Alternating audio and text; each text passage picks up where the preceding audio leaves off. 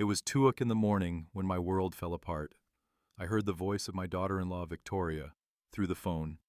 "We're taking him to the nursing home tomorrow. It's all arranged." My blood ran cold. I grabbed only my wallet and escaped through the back door.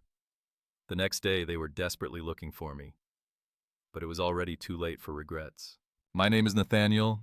I am 70 years old, and for the last 5 years, I have lived in the house of my son Daniel and his wife Victoria. I thought it was my home. I thought they were my family. How wrong I was. It all started when I was widowed. Daniel showed up at my door with tears in his eyes, telling me he couldn't leave me alone, that I was his only family, that he needed me close. His words moved me so much that I sold my condo and moved in with them. At first, everything seemed perfect. Daniel treated me with affection. Victoria smiled when she saw me, and I felt useful helping with the housework and taking care of them. But slowly, very slowly, the smiles began to fade. The sweet words became sharp. The hugs turned into empty gestures. And I, like a fool, kept believing it was just a rough patch, that things would get better. Victoria was the first to show her true colors. It started with seemingly innocent comments. "Nathaniel, don't you think you're eating a bit too much?" Or, "Maybe you should stay in your room when we have guests. The house looks tidier that way." Daniel never contradicted her. Even worse, he started to back her up. "Dad, Victoria's right. It's better if you get more rest." Rest, that was their favorite word when they wanted me to disappear. The months passed, and the humiliations intensified. Victoria stopped cooking for me. "If you want something special to eat, you can make it yourself," she would tell me with that fake smile she had perfected. Daniel would pretend not to notice when he came home from work and found my empty plate on the table while they finished their dinner. "Did you eat, Dad?" he would ask distractedly, not really waiting for an answer. One night, while I was washing the dishes after they had gone to their room, I heard their voices through the wall. "You can't keep this up forever," Victoria was saying. "He's too much of a burden." "I know," Daniel replied, "but he's my father." "Exactly. He's your father, not mine. And I didn't marry you to become a full-time nurse for the elderly." My hands trembled as I held the plate. A nurse for the elderly. That's what she thought of me. Not a father-in-law, not a grandfather to her future children, but a burden. The following weeks were hell. Victoria began to treat me as if I were invisible. She would walk past me without even a glance. When I spoke to her, she would respond with one-word answers or simply ignore me. Daniel was no better. He would come home from work, kiss Victoria, and greet me with a nod, as if I were a stranger in his own house. But what hurt the most was the way they talked about me when they thought I couldn't hear them. "He's getting slower," Victoria would say. "Yesterday it took him an hour to do something that would normally take 20 minutes. "Maybe we should look into some options," Daniel would reply with a hesitant voice. Options? That word haunted me during sleepless nights. What kind of options? I didn't dare to ask, but something inside me already knew the answer. What they didn't know, what they never bothered to find out, was that I had my own secrets. Secrets I kept like cards up my sleeve for the day I would need them. During my 60 years of marriage, my late wife and I had been very careful with our money. We had properties, investments, savings accounts that had grown silently over the years. When I sold my condo to move in with Daniel, I didn't spend that money. I invested it, and it had grown a lot. Furthermore, there was something else they were completely unaware of, something that could change everything if I ever decided to reveal it. But that night, that damned August night, while I was pretending to sleep in my small room at the end of the hall, I heard footsteps in the kitchen. It was Victoria, talking on the phone in a low voice. I got up silently and walked to my bedroom door. Her words reached my ears like daggers. "Yes, I have already spoken with the director. He can take him in tomorrow. Daniel agrees, we just need him to sign the papers." A pause. My heart was beating so loudly I was afraid she could hear it. "No, he doesn't know anything. Tomorrow we'll tell him it's just a visit to see the place. Once he's there, it will be easier to convince him to stay." Another longer pause. "Do I feel bad? Please, we've been putting up with him for 5 years. It's time for him to live his own life in the place where he belongs." My knees almost buckled. The nursing home. They were going to take me to a nursing home without consulting me, without giving me a choice, as if I were a piece of old furniture they wanted to get rid of. In that moment, I knew I had to act. I couldn't just stay there waiting for morning to come and for them to drag me away like an animal to the slaughter. Very slowly, I returned to my room and grabbed my wallet. Inside were my most important documents, some cash, and my phone. It was all I needed for now. I waited until I heard Victoria go upstairs and close her bedroom door. Then, like a thief in my own house, I tiptoed to the back door. The night air was cool against my skin. For the first time in years, I took a deep breath and felt something akin to freedom. I didn't know exactly where I was going, but I knew one thing with absolute certainty. I was never going to be anyone's victim again. I walked through the dark streets for an hour before catching a cab. I gave the driver the address of the most elegant hotel in the city. If they were going to treat me like a homeless man, it was time to remind them who I really was. The receptionist looked at me strangely when I arrived at 3 o'clock in the morning with only a wallet. But my credit card spoke for itself. The presidential suite for 2 nights to start. I sat on that king-sized bed in that room that cost more per night than Daniel earned in a week. And for the first time in years, I truly smiled. At 6 in the morning, my phone started ringing. Daniel. I let it ring. He called again and again and again. Then the texts started coming. Dad, where are you? We're worried. Please answer. Worried? What a convenient word. By 8, Victoria had also started calling. Her voice on the voicemail sounded hysterical. Nathaniel, please come back. We don't know what happened. Daniel is desperate. Desperate. Probably because they realized their nursing home plan had been ruined. I ordered room service, eggs Benedict, smoked salmon, fresh fruit, Colombian coffee. As I ate on the terrace of my suite overlooking the city, I imagined Daniel and Victoria running around the house, searching for me in every corner, calling hospitals, maybe even the police. Let them worry. Let them feel even a fraction of the anguish I had felt for years. After breakfast, I made some important calls. The first was to my bank. I wanted to know exactly how much money I had available. The figure surprised even me. The investments had performed better than I had expected. The second call was more delicate. I dialed the number of Benjamin Carter, the best family law attorney in the city. I knew him because he had handled my wife's will years ago. Mr. Nathaniel, his voice sounded surprised. How are you? I need to see you urgently, Benjamin. I have a complicated family situation. Of course, can you come in this afternoon? I'll be there. The third call was the most important of all. I dialed a number I had saved for more than 5 years since I moved in with Daniel. It was Lauren, my old friend and real estate agent. Nathaniel, what a surprise to hear from you. How are you, dear? Lauren, I need you to do a very special favor for me. Do you remember that property downtown you saw years ago? The one you said would be perfect for me if I ever decided to be independent again. While we talked, my phone kept vibrating with missed calls. Daniel had called 14 times. Victoria 8. They had even managed to find my late wife's number, which I still kept as an emergency contact, and had called there. How desperate it must be to not be able to control someone when you're used to manipulating them. At 2 in the afternoon, I went down to the hotel lobby dressed in my best pearl gray suit and my most elegant leather shoes. I had made an appointment at the hotel's grooming salon, manicure, pedicure, cut, and style. If I was going to start a war, I would do it looking impeccable. The stylist, a young woman named Katie, looked at me curiously. Special occasion, sir? You could say that, I replied. It's the first day of the rest of my life. While Katie worked on my hair, I reflected on the last 5 years. How had I allowed them to treat me like that? When had I stopped valuing myself? The answer was painful, but clear. From the moment I thought being a burden was better than being alone. But I wasn't alone anymore. I had money, I had resources, and most importantly, I had the truth on my side. At 4 o'clock in the afternoon, I arrived at Benjamin's office. It was on the 25th floor of a skyscraper in the financial district. The windows overlooked the entire city, and from there I could see the neighborhood where Daniel lived. Nathaniel, you look splendid, Benjamin said as he poured me a coffee. But something tells me this isn't a social visit. I told him everything. The conversation I had overheard, the nursing home plan, my nighttime escape.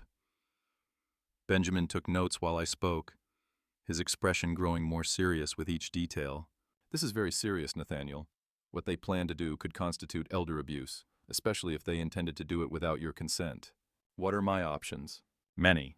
But first, I need you to tell me something. Do they know about your real financial situation? No, they have no idea. Daniel thinks I'm a poor widower living off his charity. Benjamin smiled for the first time in the meeting. Then we have a considerable advantage.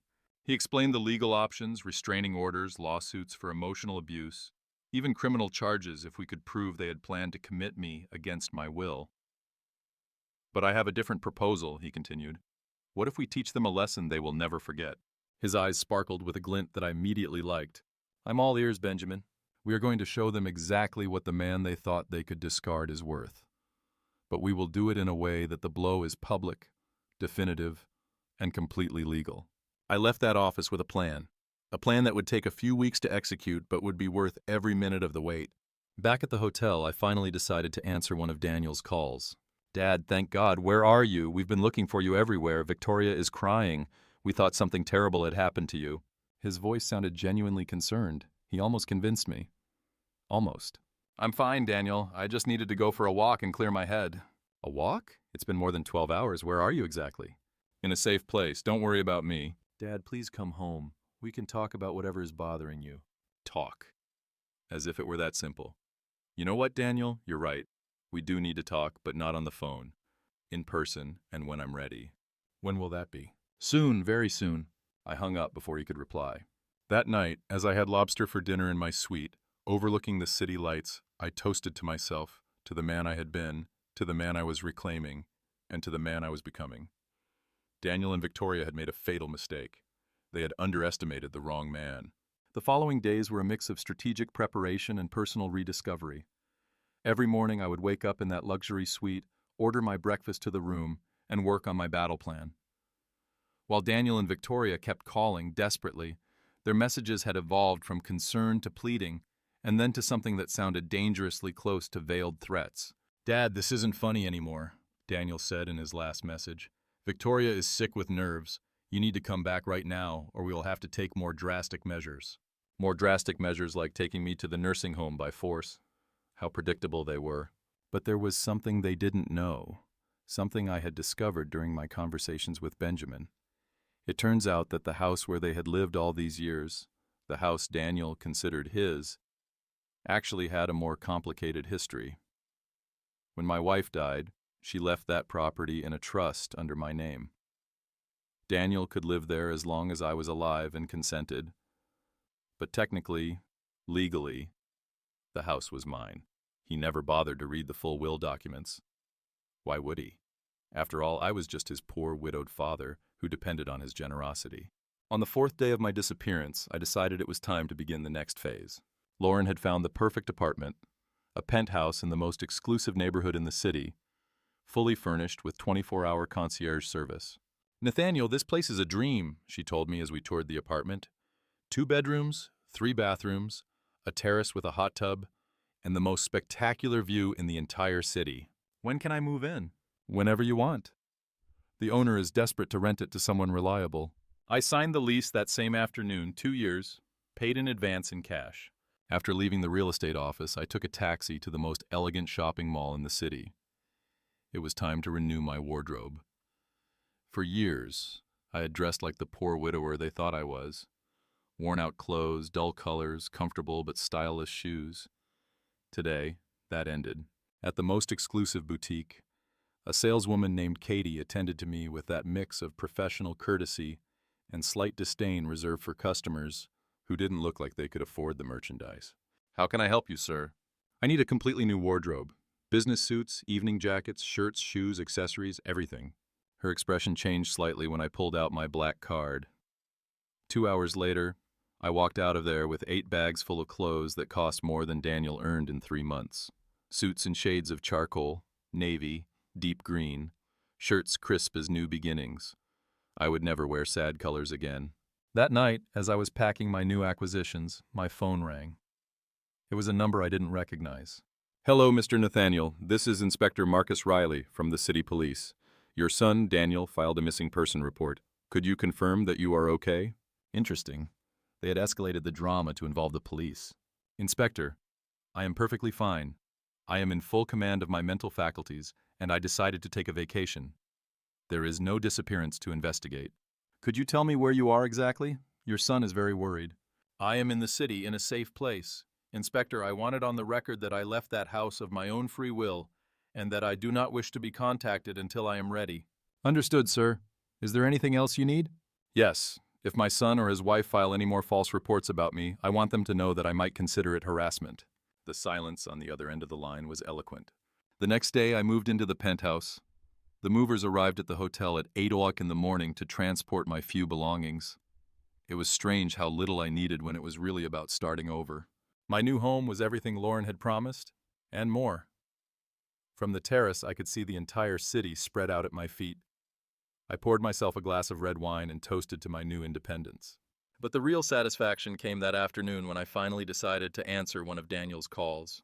"Dad, thank God. The police told us you're okay, but we need to see you. Where are you exactly?" "I'm at my new home, Daniel." "Your new home? What are you talking about?" "I moved. I got my own apartment." A long silence. "With what money?" "Dad, you don't have the resources to live alone. You need to come home before you do something you'll regret." "My home? Interesting that you use that word." "What do you mean?" "Nothing, son. Just that it's funny how sometimes words reveal more than we intend." "Dad, you're talking strangely. Victoria says maybe you need medical help. We could take you to a doctor for a checkup." There it was, the real Victoria surfacing. "Victoria says that. How thoughtful of her to be concerned about my mental health. She just wants what's best for you. We all want what's best for you." Like taking me to a nursing home. The silence that followed was deafening. "What are you talking about?" Daniel stammered. "I think you know exactly what I'm talking about," I said coldly. "Dad, we never... Never what? Never planned to commit me without my consent?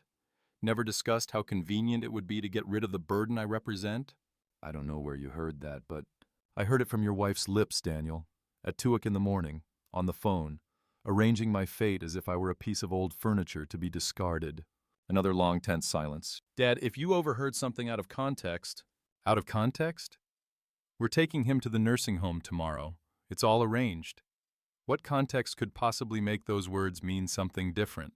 We were just exploring options without consulting me. You thought it would be for the best. You thought it would be more convenient for you, I snapped. It's not like that. Then explain it to me, Daniel. Explain how planning to commit your father without his knowledge is an act of love. He couldn't, because there was no explanation that could justify the unjustifiable. "I want to see you," he finally said. "We need to talk in person." "I agree, but it will be when I decide, where I decide, and on my terms." "When?" "Soon, son. Very soon. And when we do see each other, you're going to discover a few things about your poor widowed father that are going to surprise you very much." I hung up before he could respond. That night, as I had dinner on my terrace under the stars, I called Benjamin. "How is our project coming along?" "Better than expected, Nathaniel. I have some very interesting information about Daniel and Victoria's finances. Apparently, they've been living beyond their means for years." "How far beyond?" "Credit card debt, personal loans, a late mortgage. They've been using your presence in the house to justify expenses they can't afford." "Interesting. There's more. Apparently, Victoria has been telling her friends that you have senile dementia, and that's why you need special care. She's been building a narrative to justify the nursing home." My blood boiled. "Do you have proof of that?" "I'm gathering it, Nathaniel. When we're done with this, they're going to regret ever messing with you." I hung up with a smile on my lips. Daniel and Victoria had no idea what was coming for them. A week after moving into the penthouse, I had established my new routine. Breakfast on the terrace, a workout in the building's gym, afternoons working with Benjamin on our master plan. For the first time in years, I felt alive, powerful, in control of my destiny. Daniel had stopped calling after our last conversation. Victoria, on the other hand, had intensified her attempts. Her voicemails revealed a growing desperation. "Nathaniel, please come back. Daniel is a mess. He's barely eating, barely sleeping. This is destroying us as a family." "As a family? What irony." "Nathaniel, I know you're angry, but running away doesn't solve anything. We're adults. We can talk like civilized people." Civilized people. Like when they were planning to commit me without my consent. But the message that caught my attention the most arrived on a Thursday night. "Nathaniel, I need to be honest with you.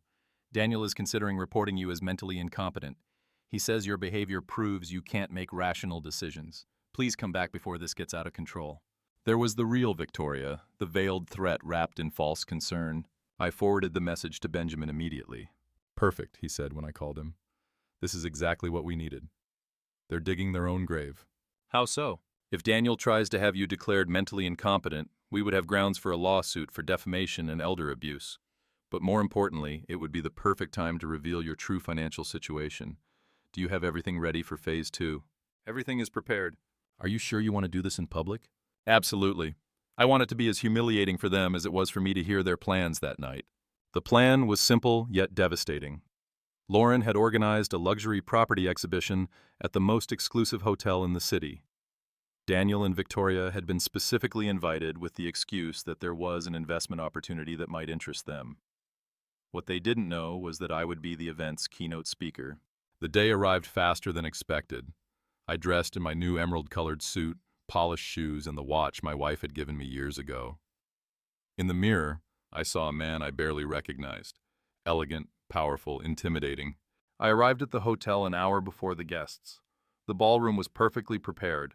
Tables with property information, canapes, champagne, and a giant screen where the presentations would be projected. Lauren was checking the final details when Benjamin arrived with a portfolio full of documents. "Ready for the show?" he asked me. "More than ready." At 7, the guests began to arrive. Business people, investors, wealthy individuals who were genuinely interested in the properties. And then at 7:30, I saw them walk in. Daniel was wearing his only good suit, the one he wore for weddings and funerals. Victoria had tried to look elegant in a red dress she had probably bought on sale. They looked completely out of place among the city's financial elite. I watched them from the other side of the ballroom as they looked for whoever had invited them. Their faces showed a mix of nervousness and excitement. They probably thought someone had recognized their investment potential. Lauren went up to the small stage to give the welcome speech. "Ladies and gentlemen, welcome to our exclusive exhibition of premium properties. Tonight we have the honor of presenting a carefully chosen selection of the best real estate investments in the city." Daniel and Victoria were smiling nervously, trying to blend in with the other guests. "But before we begin with the properties," Lauren continued, "I want to introduce you to an extraordinary man, a visionary investor, who has recently decided to significantly expand his real estate portfolio. Please, let's welcome Mr. Nathaniel Vance." The audience's applause accompanied me as I walked onto the stage. From my elevated position, I could perfectly see Daniel and Victoria's faces. First, confusion. What was their poor widowed father doing at a luxury investment event? Then recognition. It was really me, but transformed, confident, speaking with authority in front of an elite audience. Finally, horror as they began to understand the implications of what they were seeing. "Good evening," I began, my voice clear and firm. "Over the last 5 years, I have learned a lot about the true value of things. Above all, I have learned that sometimes the people closest to us can be the ones who know us the least." I looked directly at where Daniel and Victoria were standing. Their faces had lost all color. "I have decided to share my story with you because I believe it perfectly illustrates why it is so important to maintain our financial independence, regardless of our age." The audience listened attentively. Some had already noticed where I was directing my gaze. 5 years ago, I decided to move in with my son and his wife. I sold my property and thought it would be wonderful to live as a family. What I did not expect was to discover that my presence had become a burden to them. A murmur went through the ballroom. This was not the typical investment presentation they were expecting. 2 weeks ago, I happened to overhear a phone conversation. My daughter-in-law was arranging for me to be committed to a nursing home without my knowledge or consent. "We're taking him to the nursing home tomorrow. It's all arranged." Those were her exact words. The murmur intensified. Some guests began to look around, trying to identify the protagonists of the story. Daniel tried to move toward the exit, but Victoria stopped him. She probably thought that running away would confirm their guilt. That night, I made a decision. Instead of becoming a victim of their plan, I decided to remind them of something they had completely forgotten. I paused dramatically.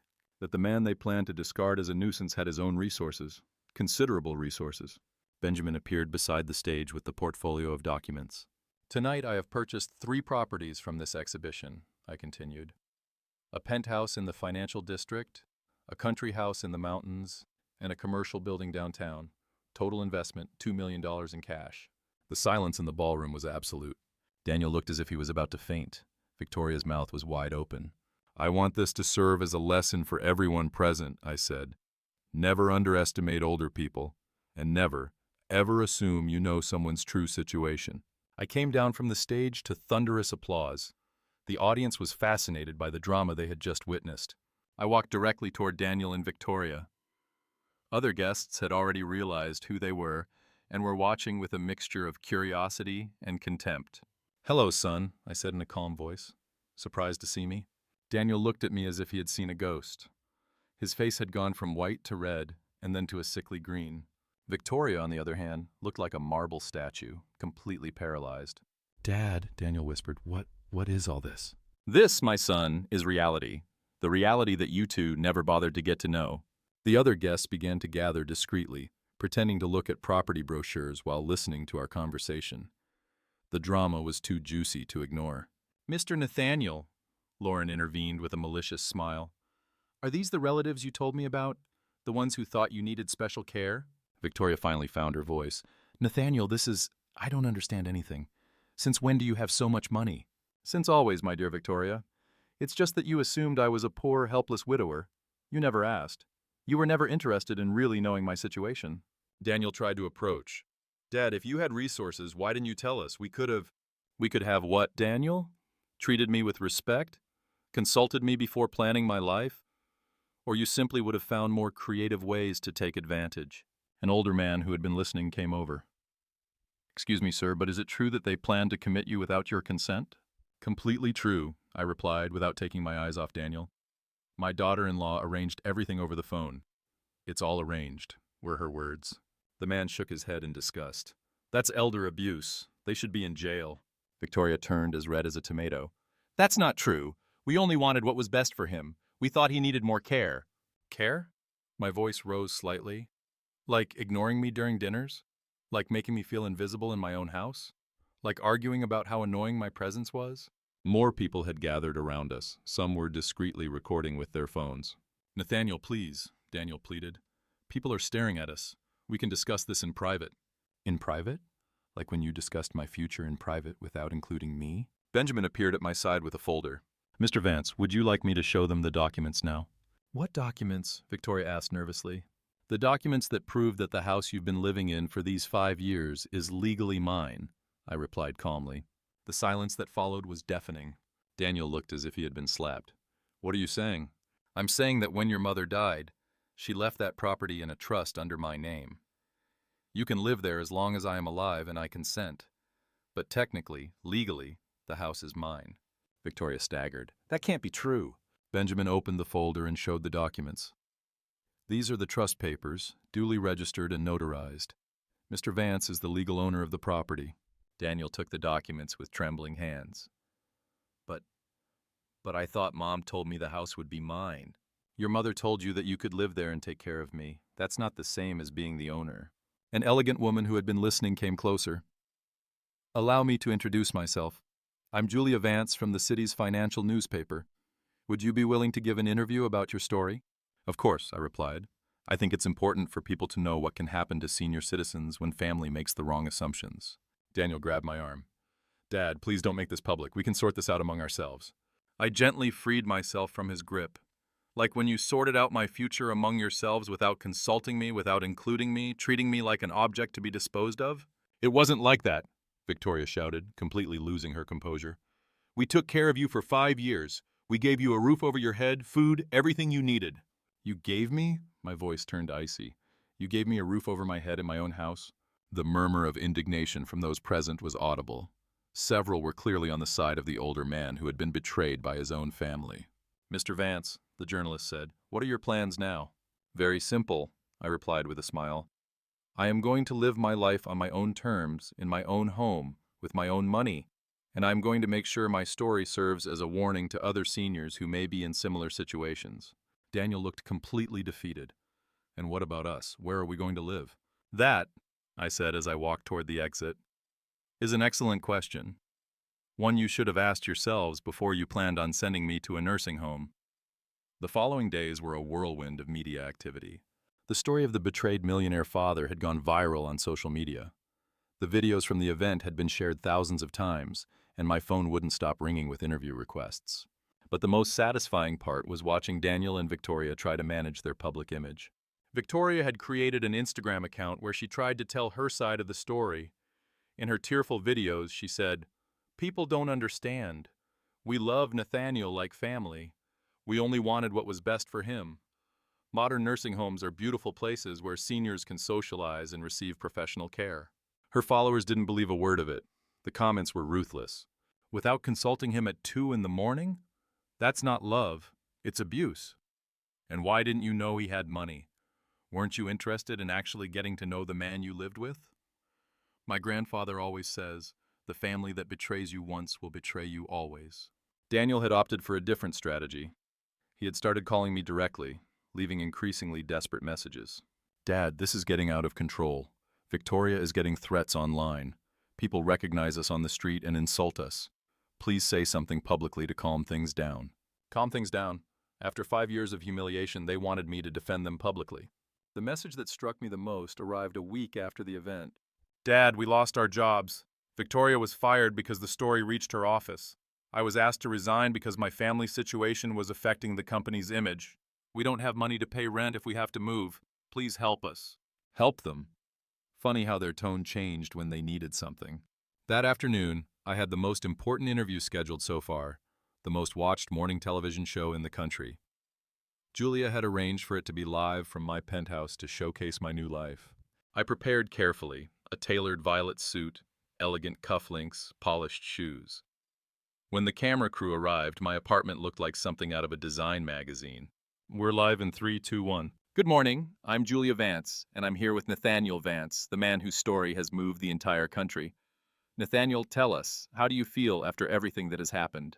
Julia, I feel free for the first time in 5 years. Free to live without apologizing for existing. Free to make my own decisions. Free to be treated with the respect I deserve. Your daughter-in-law, Victoria, has been giving interviews saying that you only wanted to protect her, that the nursing home was for your well-being. Julia, when someone plans your future without consulting you, secretly in the middle of the night, that's not protection, that's control. And when they have also been treating you like a burden for years, it's hard to believe their motives were truly altruistic. What would you say to other seniors who might be going through similar situations? I would tell them that it's never too late to reclaim your dignity, that you shouldn't let anyone make you feel like a burden, and above all, to maintain control over your own lives and finances. Now, we understand that your son Daniel has been trying to contact you. Yes, he has been calling, especially since they lost their jobs. And what do you plan to do about it? Look, Julia, I'm not a vengeful person, but I'm not a foolish person either. For 5 years, Daniel and Victoria treated me as if I were invisible when they thought I depended on them. Now that they've discovered I have my own resources, suddenly I'm important again. Are you willing to reconcile with them? A real reconciliation requires a genuine acknowledgement of the harm caused. It requires sincere apologies, and it requires real changes in behavior. So far, all I've received are excuses and justifications. Victoria says the consequences have been disproportionate, that losing their jobs is too much of a punishment. Disproportionate? My voice hardened slightly. You know what's disproportionate? Planning to commit someone without their consent. That is disproportionate. What are your plans for the future? I'm considering creating a foundation to help seniors facing family abuse. I want my experience to serve to protect others. One last question, Nathaniel. Do you regret anything? I thought carefully before answering. I regret allowing them to treat me badly for so long. I regret wasting 5 years feeling like a burden when in reality I was an independent and capable man. But I do not regret taking back control of my life. When the interview ended, my phone exploded with messages. Hundreds of people sharing their own stories, thanking me for speaking out, offering support. But the message that caught my attention the most came from an unknown number. Mr. Vance, this is Stephen Clark, an investigative journalist. I have information about your son's finances that I think you would be interested in knowing. Could we talk? I smiled as I dialed the number. Daniel and Victoria hadn't seen anything yet. The meeting with Stephen was revealing in ways I hadn't expected. He arrived at my penthouse with a folder full of documents and a serious expression that immediately put me on alert. Mr. Vance, after your television interview, I decided to investigate your family's situation more deeply. What I found is disturbing. He sat across from me in the living room and opened the folder on the glass table. For the last 5 years, Daniel and Victoria have been using your presence in the house to obtain credits and loans they couldn't have gotten otherwise. What do you mean exactly? They submitted documents declaring you as a financially dependent person with mental health issues. This allowed them to access government assistance programs, tax deductions for elder care, and preferential loans. My blood began to run cold. They financially benefited from pretending I had mental problems? Exactly. Here are the tax returns for the last 3 years. They received deductions for medical expenses that never existed, subsidies for elder care they never really provided, and several loans they justified by saying they needed the money for your care expenses. I reviewed the documents in disbelief. There were fake medical bills, receipts for medications I had never taken, even reports from a psychiatrist who was supposedly treating me for senile dementia. How did you get all this? I have contacts in various institutions. When a story like yours becomes public, sometimes people who were previously silent decide to speak up. Stephen pulled out more papers. But there's something more serious. Victoria has been running a blog for 2 years where she documents her heroic struggle caring for her father-in-law with dementia. He showed me printouts of the blog. The title was Living with Nathaniel, a devoted daughter-in-law's diary. I read some entries from the blog with growing horror. Today, Nathaniel had another episode. He couldn't remember where he put his medicine and blamed me for hiding it. It's so hard to stay patient when the illness makes him so aggressive. Daniel is exhausted. Working all day and then coming home to deal with his father's mood swings is wearing him down. But we carry on out of love. The doctors say Nathaniel's condition is only going to get worse. We're considering professional care options. It's heartbreaking, but perhaps it's for the best for everyone. Is all of this made up? I asked, though I already knew the answer. Completely fabricated, Stephen confirmed. But here's the interesting part. The blog has generated income.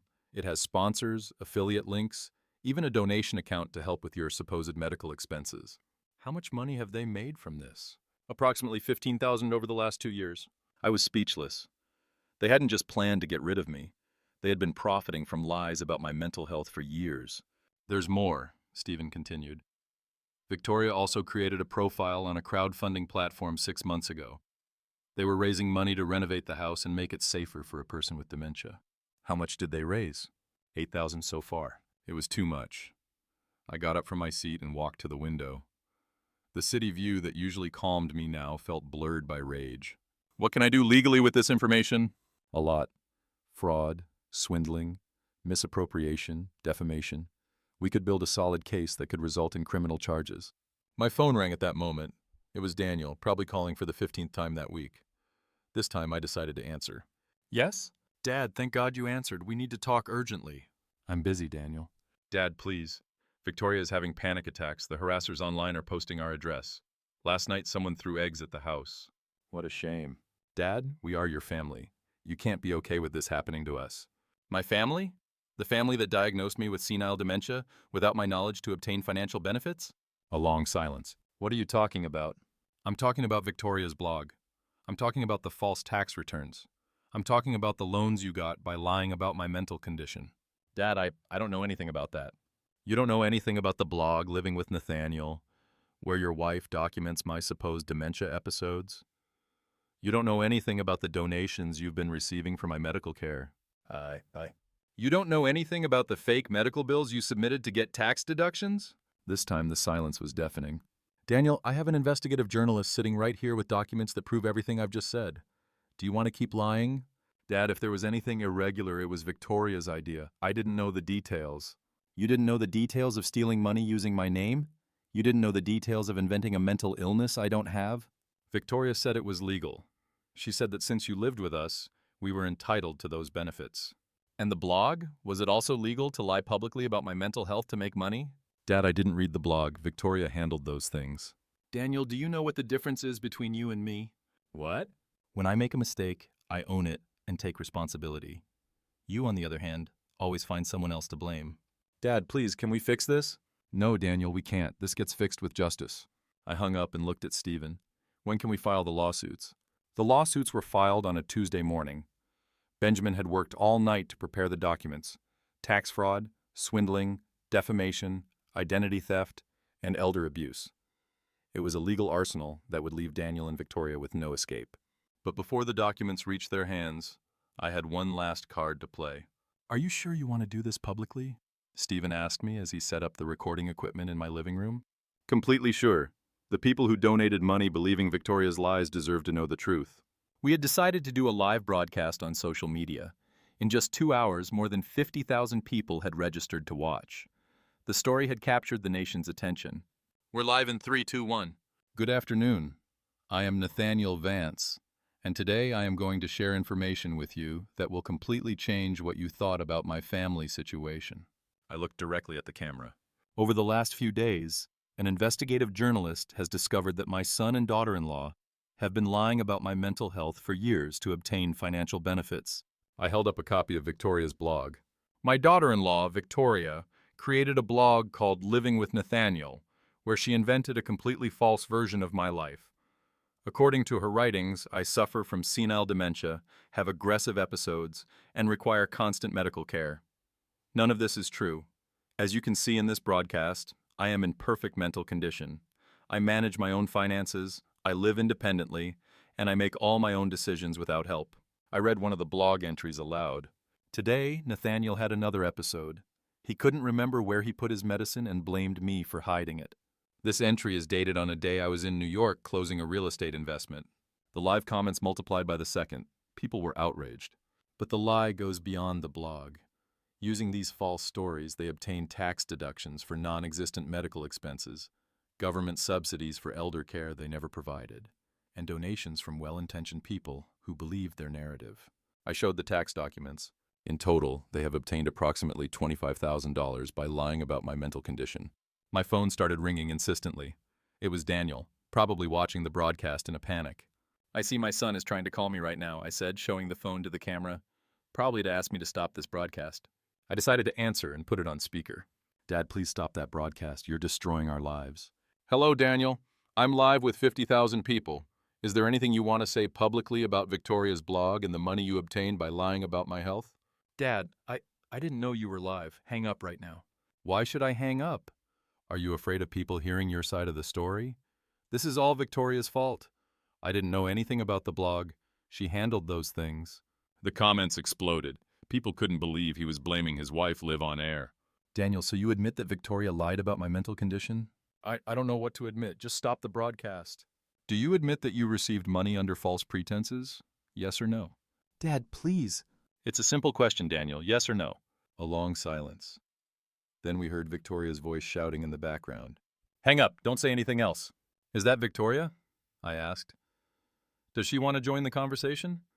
I'm sure the 50,000 people watching us would have some interesting questions for her." "No!" Victoria screamed. "Daniel, hang up now!" "Victoria," I said, raising my voice, "could you explain to the audience why you invented stories about my dementia? Could you explain how you justify the money you earned with those lies?"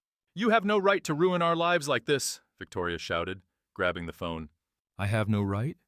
After you ruined mine for 5 years? You say you took care of me. You gave me a home." "Victoria, I'm reading your blog live. It says here I had a violent episode on March 15th. Could you explain what happened that day?" That was because... It turns out on that day I was in Miami visiting my investment broker. I have receipts, photos, witnesses. Those details don't matter." "They don't matter? Lying about someone's mental health doesn't matter? You abandoned us. You disappeared in the night like a thief."